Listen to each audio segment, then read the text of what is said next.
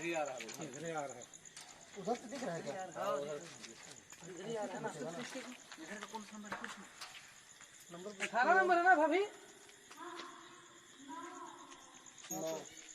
उधर उधर ना 38 है।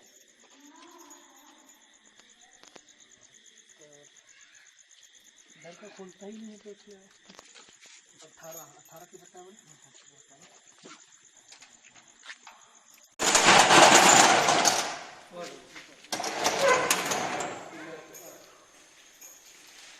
ये देखिए एक छोटा सा नाग सांप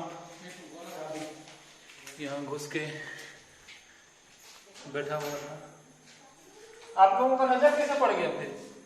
ये इधर राइट से आए यहाँ पक्का लाइट पड़ा उसका तो इसमें घुस गया था जब आवाज दी। इधर बोल दे दिए। हाँ हम आ रहे हैं। जहरीला है ना? हाँ नाग सांप है ना।